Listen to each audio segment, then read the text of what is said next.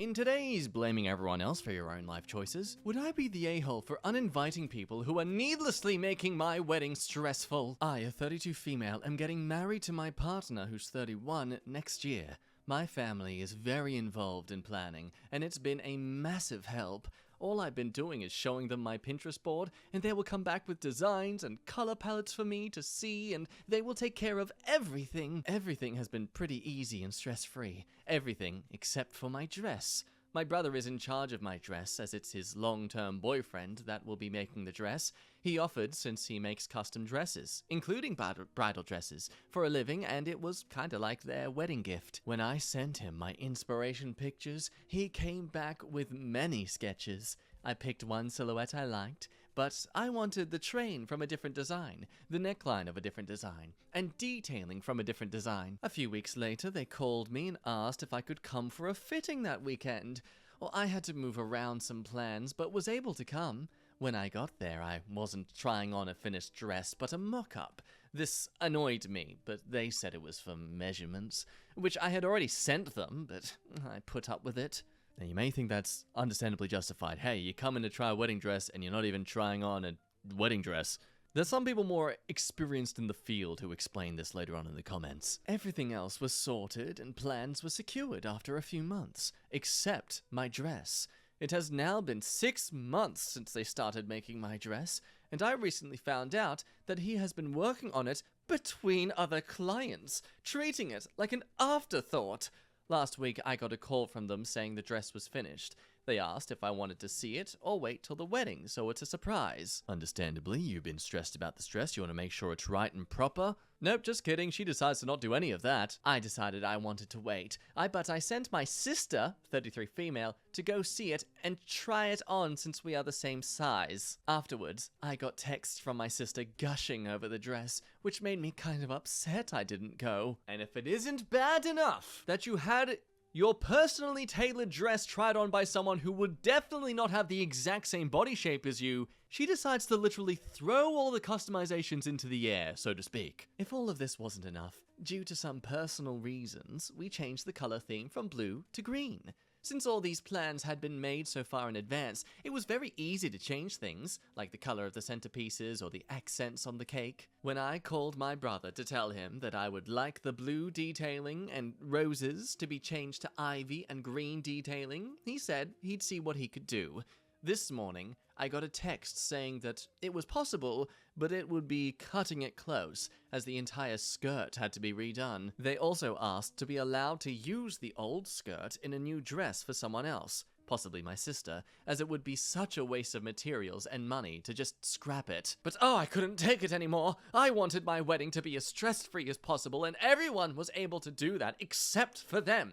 I've been more than patient, and the fear of my dress not being done in time, then part given to someone else that I may see walk down the aisle in it, is just too much. I haven't responded to the message yet, but part of me wants to let them finish the dress then uninvite them. They aren't taking my wedding seriously, so would I be the a-hole? So to explain some of this lunacy by fashionably punctual, this idiot OP doesn't understand that the point of a muslin mock-up is to make sure the bespoke gown fits her body perfectly, the thing she was wearing that wasn't actually a dress, so that the final product won't require alterations. The reason some ready-to-wear items where you fit the measurement chart but the clothes in your size don't fit you very well is because they aren't custom fitted to you and your body's quirks. Her sister's body isn't identical to hers, so it defeats the purpose of having a custom-fitted dress. And then to ask them to take apart the dress and add a new skirt to fit her new color theme? Jesus. So much freaking work. I hate this lady. Also, of course he has to do your free dress between paying clients. How else can he afford to pay his bills? Where do you think the fabric is coming from? The fabric fairy? When someone is donating their labor and materials to you, they obviously have to have money coming in from somewhere. He can't just drop all his paying clients to work for free for OP.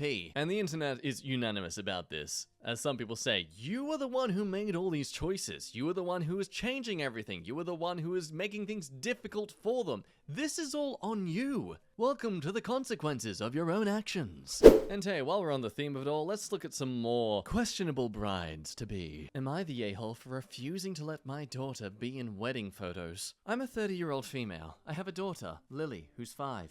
My brother James, 32, and his wife Brittany, 26, got married in July.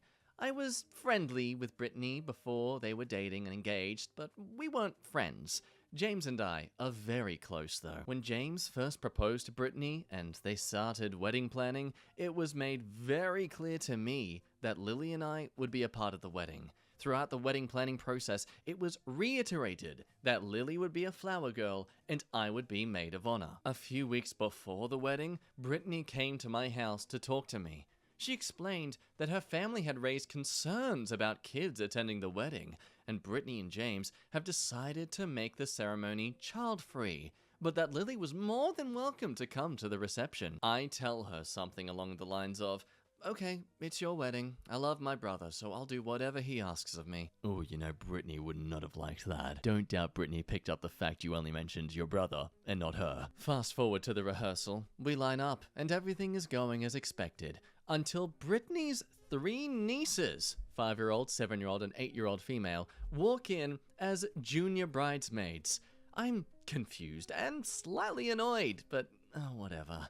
After James pulls me to the side and says that Brittany was worried that Lily would accidentally ruin the wedding with a temper tantrum, we'll come back to that later, and that's why they lied about the wedding being child-free. I explained to James that this really ticked me off, and it hurt that they think about my child like that, but it's fine. I had already arranged for my friend to watch Lily during the ceremony and then meet me for the reception. James said he understood my feelings and didn't agree with Lily not being invited. So yeah, that's right. Brittany's basically done this all behind her fiance's back. And before you think it, note there's a 7 and 8-year-old. Yeah, okay, they're a bit old, but there's also a 5-year-old there. Lily is also 5 years old. The day of the wedding, Brittany asks where Lily is and why she wasn't there while we got ready. I explain that she is with a friend and will be at the reception later. Brittany then says she's going to call so Lily can be brought over for the pictures because people will ask why she's missing in pictures and it will make her look bad. I told her she can call, but my friend knows the situation and won't come until I ask her to. Brittany called James to have him make me stop being a petty bitch, but he said he knew the plan and didn't see a problem with it. She then asked what they're supposed to tell people when they look at photos and ask where Lily is. I said to tell them that she wasn't invited since she has too many temper tantrums. She called me a bitch and said I was taking things too personally. After that, the wedding was awkward, to say the least. There was a lot of drama within the wedding party that had nothing to do with this situation. Wow, what a wonderful woman to get in a committed relationship with. James texted our family group chat with a link to the wedding photos. Now the extended family has been reaching out wanting to know why Lily isn't in any pictures, and I have explained the situation. Now my mum is on my side, but all my aunt and uncle said that I'm a petty a-hole. So am I the a-hole? Some things to add quickly. 1, does my daughter have a history of throwing temper tantrums? No. Throwing temper tantrums is out of the norm for her. 2, how was I maid of honor without knowing other kids will be involved in the wedding? Well, I was originally just a bridesmaid, but drama within the wedding party is the reason Brittany promoted me to maid of honor. How much do you have to suck at maintaining good friends where you have to resort to the person you literally don't have a friendship with becoming your maid of honor? It's one thing if you're just someone who doesn't have social skills or you're a lonely person, that kind of stuff. This is someone who clearly has lost friendships because of how she's been behaving. 3, just to clarify the timeline a little bit, James and Brittany did first look / couple photos the week before the wedding. On the wedding day itself, the only picture that we took were getting ready or bridal party and family photos. So in response of a question about whether, Lily throws temper tantrums, she doesn't. This comment's a really good one here. Not the a-hole whether Lily throws tantrums or not. The bride and groom made their choices clear. Who comes and doesn't is their choice, nobody else's. Lying to you about it was super schmitty. No excuse for them there. They're trying to have their cake and eat it too. Make it seem like the kids were warmly welcomed, when in fact, Lily was coldly excluded. It's their wedding day, and you must respect that. But that doesn't mean having your daughter become a prop for the official photos, or assisting them in misleading the family and relatives by implying Lily was invited when she wasn't. Like this comment highlights, the sister-in-law would have been fine having that child watch everyone get ready, all the other little girls taking pictures thinking that she was going to be a part of the day. Then, nope. Go home and wait for mum. Terrible thing to do. There are some people thinking this might be everyone sucking here though. 1. OP, your brother's wife is clearly out of line by not wanting your kid there for whatever reason, tantrums or not, and she's trying to make herself look good for pictures. 2. Your brother sucks because he's a pushover to his wife and he's not sticking up for you. It's his goddamn niece, bro. And 3, OP, I'm not sure if you suck. Look, if you say Lily never throws tantrums and that's the truth, then it's an obvious natar, but no one just pulls that out of their butt. I feel like maybe there are some things you're leaving out. And that is a good point. We are just basing the assumption that there's no such thing as temper tantrums for a 5-year-old based on the mother. And as far as mothers go on this sort of subreddit, it's very rare they'll admit if their child is a problem. Though a nice spicy comment from the OP, some lore as to why she had to become the maid of honor. Halfway through planning the original maid of honor, dropped out of the wedding because she got caught cheating on her husband, who's a groomsman, with the best man. At that point, I became the unofficial maid of honor. For the rest of the planning process, I helped coordinate the wedding showers, dress fittings, and all that jazz. That's why it seems like it's made up. Like, trust me, I wish this was fiction. I'm too old for this bullshit. Well, there we go. At least Brittany isn't just a terrible friend. It's just that their friends are terrible people. A downvoted comment does bring up that whole question, alright? Are your definitions of tantrums the same as theirs? They say, before this, we saw my brother 3 to 4 times a week. I assure you, our definition of regular or frequent tantrums is the same.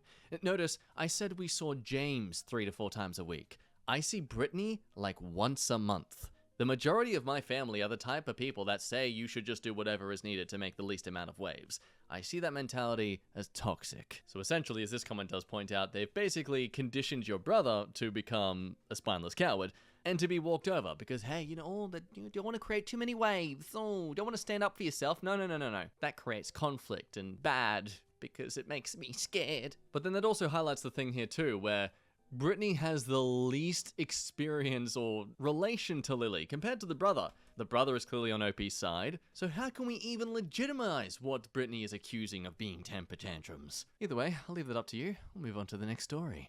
Now imagine getting married to the love of your life only to find out after getting married that they couldn't care less if you had to suddenly leave the reception or stick around and possibly asphyxiate yourself. Am I the a-hole for asking my mother-in-law to leave our wedding because her perfume was bothering me? I just got married to the love of my life. I've usually gotten on pretty well with my new in-laws. Usually, my mother-in-law doesn't wear perfume, or at least not any that I've been able to notice.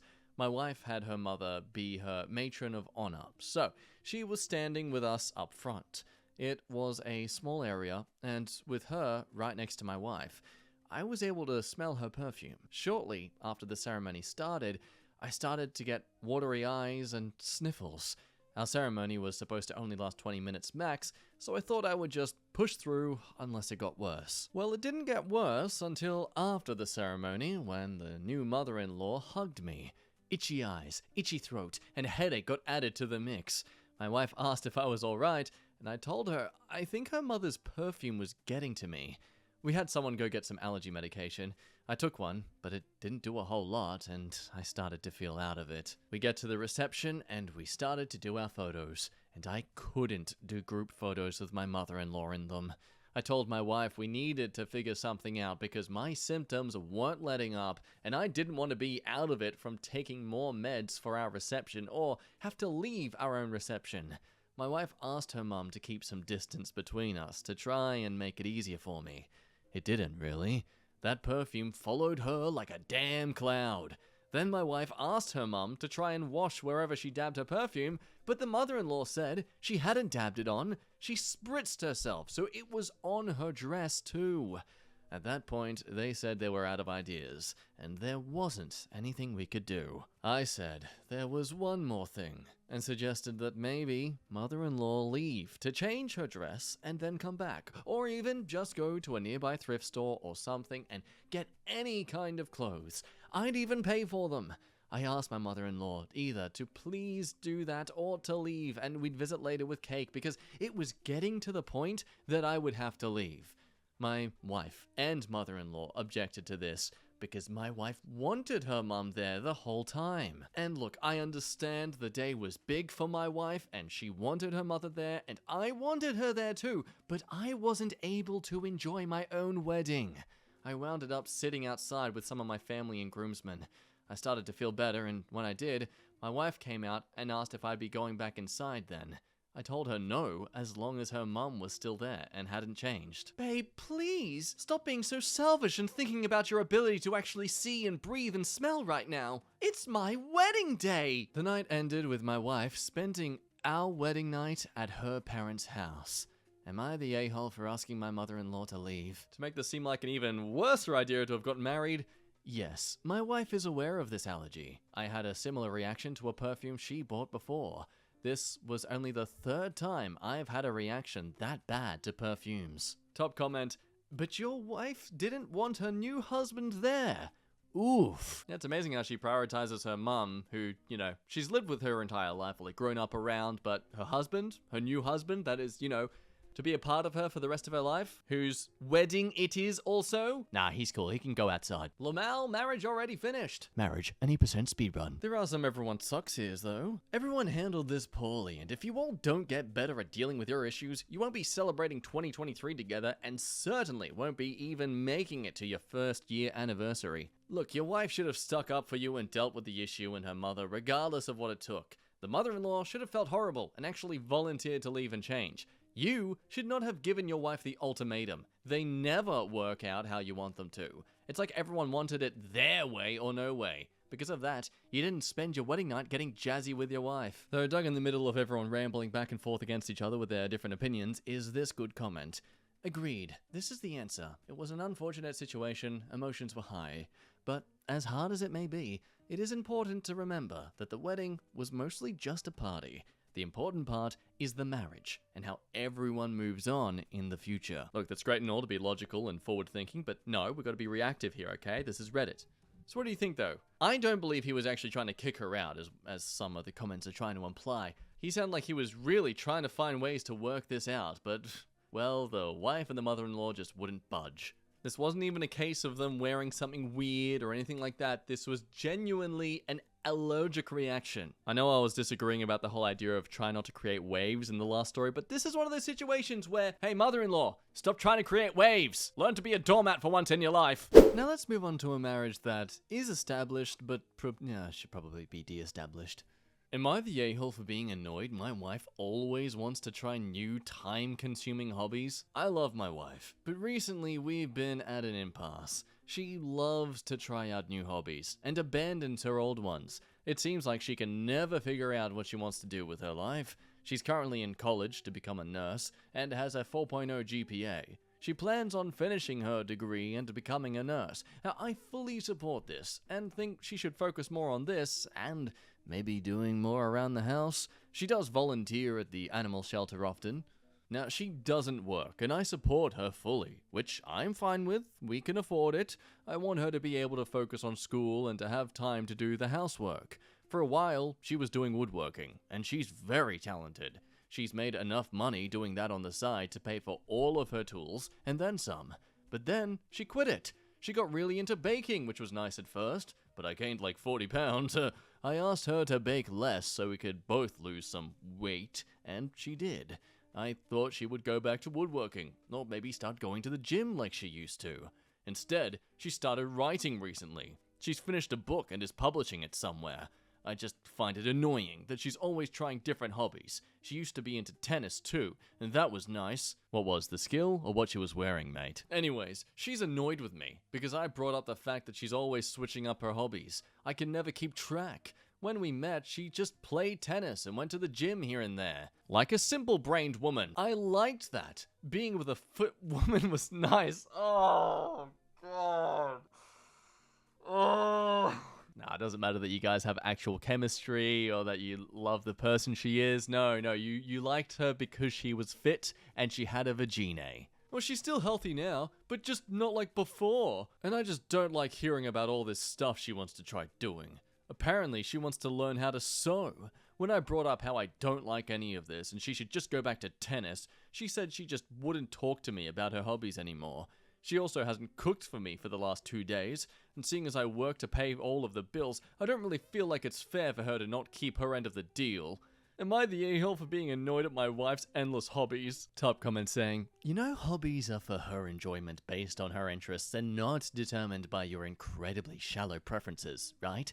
You're the a-hole. If you don't want to pay for her new hobbies on your dime, that's fine, but do not dictate what her interests are allowed to be. And if you're still standing on that slither of hope, that's a possible argument to say, well, yes, he's paying for things, he should be allowed to say and ask that she does things that he likes, like cooking food. Well, now at first someone does think that maybe he's got a good defense here, because having different hobbies that you keep bouncing in between, that can be expensive, especially if you want to be good at them and consistent at them. OP says, I don't really pay for her hobbies. She's paid for them with money she's made from building and selling furniture. She definitely wants to finish her degree, and she has a 4.0 with little effort. It's mostly about how she's not doing 100% of the housework like we agreed on. It's more like 80-20, and I don't like being an adult who has to do his own things, you know, and be responsible. I want a bang maid who's also my mummy. I also just don't like hearing her ramble about whatever hobby she's working on that I know she'll probably drop in a few months when something else interests her. My money's on the fact that the OP is projecting this into fear that she's gonna start thinking the same when it comes to relationships as well. Lol, do you even like your wife? He liked her when she was fit and too busy cleaning to talk. Like, dude, your wife sounds cool as frick. Probably way cooler than you. You're treating her like a maid. What the frick is wrong with you? Oh, poor you. You maybe have to take out the trash sometimes, and maybe load a dishwasher sometimes? Like, what are you gonna do when she finishes her degree and wants to work and not do all the house chores? Editor ad, you're an a-hole. Big time. Yeah, poor OP. His wife sounds like an extraordinarily talented, interesting woman. It must be hell. Women are fine, I guess. They cook and stuff. But it gets so complicated when they start having, interests. Either way, all the best to the relationship. I hope she's single soon. I mean, I'm good personally. I'm happy with Emily, but I'm just saying, for her sake, I hope she's single soon. Saved it. With that said, we'll end today's video there. Thank you, as always, for watching. If you're this far into the video, you clearly enjoyed yourself. So it's time to... The taxman's here. Hello. I've been the taxman secretly this entire time. Pay up and, you know, with the liking and subscribing. That's currency now. Leave your thoughts down below. I love to read them. And until next time, you be good, make good life choices. Don't end up being on this subreddit. Unless it's something horrific and we can all laugh about it together. That'll work too. But yeah, be good, love your face, see you next time, bye-bye.